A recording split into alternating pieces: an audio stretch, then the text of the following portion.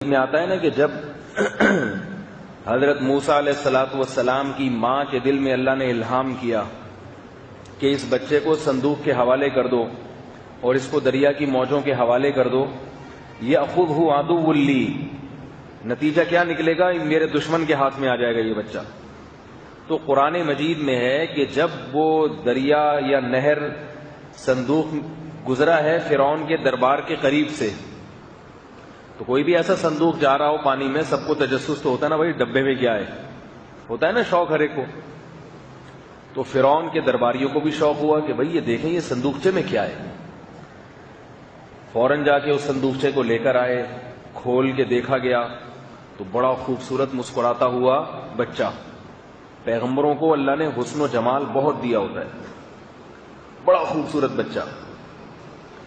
فرعون نے ارادہ کیا کہ بھئی قتل کر دیتا ہوں اس کو۔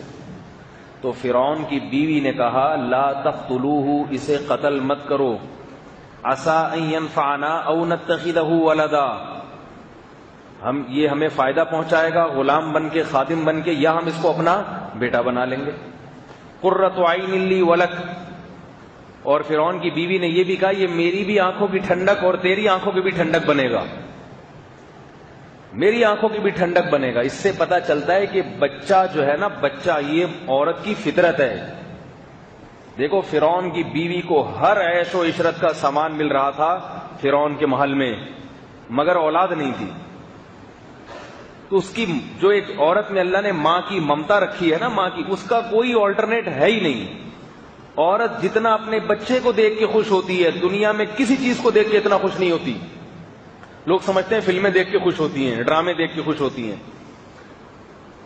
عورت بھی یہ سمجھتی ہے کہ بھئی ہمیں بچے نہیں چاہیے، ڈرامے چاہیے، فلمیں چاہیے۔ وہ میڈیا نے دماغ خراب کیا ہوا ہے ان کا، ورنہ جب عورت کی گود میں بچہ ہوتا ہے پھر اس کے جذبات دیکھو، پھر اس کی کیفیات دیکھو، وہ بچے کی مسکراہٹ پہ اس کا دل مسکراتا ہے۔ تو اس لیے یہ جو فطرت کے خلاف باتیں میڈیا پھیلا رہا ہے نا، ان کو نہیں مانا کریں۔ عورت کا سکون، اس کے اطمینان، اس کے جو پر لطف زندگی ہے وہ بچوں میں ہی ہے، اولاد میں ہی ہے، اسی میں خوش رہتی ہے وہ۔ لیکن میڈیا نے بوجھ بنا دیا، نہیں ہوں گے یہ فلانا اتنا، ان کو ایکچولی ان کو پالنا پڑتا ہے، ایکچولی صبح صبح تیار کرنا پڑتا ہے۔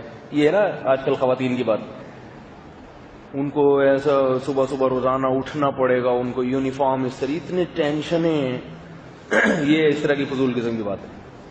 کچھ دن پہلے گھر میں جانا ہوا، بڑے مالدار لوگ تھے، ان کی بڑی بیٹی 6-7 سال کی ہوگی، اور اب ان کے ہاں دوسرے بچے کی ولادت ہوئی، بیٹی ہے وہ بھی۔ تو مجھے اس گھر میں بڑی وحشت ہو رہی تھی، میرا دل چاہ رہا تھا ان کے والد سے بولوں اس بچی کا کیا قصور تھا کہ اس کو آپ نے بہنوں سے اور بھائیوں کی نعمت سے محروم کر دیا۔ پورا بچپن 5-6 سال کا عرصہ اس نے اپنے قریبی عمر بچے کے بغیر گزار دیا۔ بچے کو بچپن میں بچوں کا شوق ہوتا ہے، یقین نہ آئے تو اپنے بچے کو گود میں بٹھائیں آپ، جیسے ہی کوئی دوسرا بچہ آئے گا نا اس کے پاس، بچہ آپ کو چھوڑ کے اس کے ساتھ مشغول ہو جائے گا، فوراً کھلکھلانے لگے گا، فوراً اس کی طبیعت ادھر مائل ہونے لگے گی، ایک دم جو ہے نا اس کی بانچیں کھل جائیں گی، آپ کو چھوڑ کے ادھر جائے گا۔ وہ بچے میں اللہ نے ایسے سگنل رکھے ہیں کہ وہ پہچانتا ہے کہ یہ میری لائن کا آدمی ہے، صحیح ہے نا، فوراً۔ تو میں حیران ہو رہا تھا، میں نے کہا ان کے ابا اماں کو بولوں کہ تم لوگ اپنی آسانی کی خاطر، اول تو اپنی بھی آسانی نہیں ہے اس میں، اپنی بھی لائف کا مزہ کرکرا ہو جاتا ہے، لیکن اس بچی کا کیا قصور ہے؟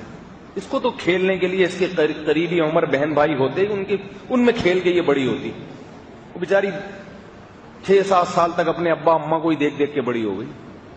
تو یہ بچے پر ظلم ہے، بچے کو بچے چاہیے۔ تو فرعون کی بیوی جو تھی نا، اس کو ایک دم خیال آیا کہ بھئی ہمارے اولاد نہیں ہے، تو قرۃ عین لی ولک، یہ بچہ میری آنکھوں کی ٹھنڈک بھی بنے گا، اور فرعون سے کہہ رہی ہے اپنے ہسبینڈ سے کہ یہ تمہاری آنکھوں کی ٹھنڈک بھی بنے گا۔ فرعون چپ چاپ دیکھ رہے ہیں، ٹھیک ہے، کوئی کمنٹس نہیں۔ بعض مفسرین نے لکھا ہے، کوئی سند نہیں ہے اس کی، لیکن لکھا ہے کہ فرعون نے کہا تیری آنکھوں کی بنے گا، میری آنکھوں کی ٹھنڈک نہیں بنے گا۔ پتہ نہیں اس کی حقیقت کیا، واللہ اعلم۔ تو